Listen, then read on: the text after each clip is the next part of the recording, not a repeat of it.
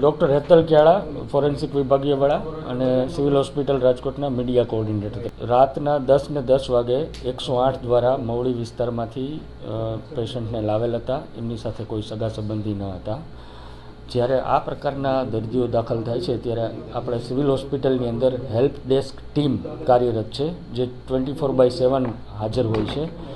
તેમના દ્વારા દર્દીને સગાની જેમ જ વલણ અપનાવી અને એમની સાથે રાખવામાં આવે છે. ઇમરજન્સી વોર્ડમાંથી જ્યારે એમને વોર્ડમાં જે તે વિભાગમાં શિફ્ટ કરવામાં આવ્યા ત્યારે હેલ્પ ડેસ્કની ટીમના સભ્ય એમની સાથે હતા. જે એમને ખાટલો ન મળી જાય ત્યાં સુધી સાથે હતા.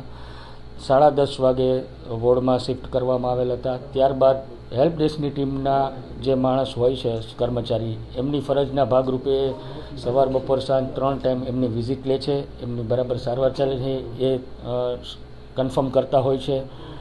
આ બાબતે જ્યારે સવારે 6 વાગે હેલ્પ ડેસ્કની ટીમના સભ્ય ત્યાં રાઉન્ડ લેવા ગયા ત્યારે પેશન્ટ મળેલ ન હતું.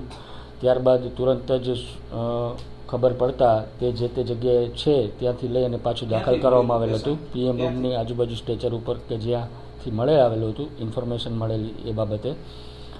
પરંતુ જ્યારે આ વસ્તુની તંત્રને જાણ થતાં તુરંત જ આ બાબતના સીસીટીવી ફૂટેજ ચેક કરવામાં આવેલા છે. તબીબી અધિક્ષક શ્રી દ્વારા તુરંત આની તપાસ કમિટી બનાવવામાં આવેલી છે. અત્યંત ગંભીર બાબત કહેવાય. જરાક પણ આને સહન ન કરી શકાય, જરાક પણ ચલાવી ના શકાય તે બાબતની બાબત કહેવાય.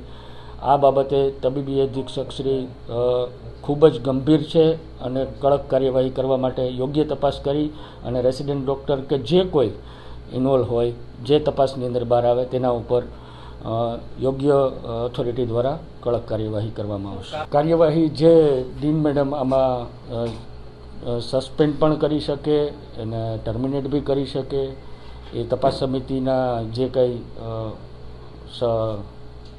સજેશન હશે એ પ્રમાણે યોગ્ય ઓથોરિટી ડીન મેડમ. આના માટે દિવસો કરતાં હું તો એવું માનું છું કે ત્વરિત કાર્યવાહી કરવામાં આવશે.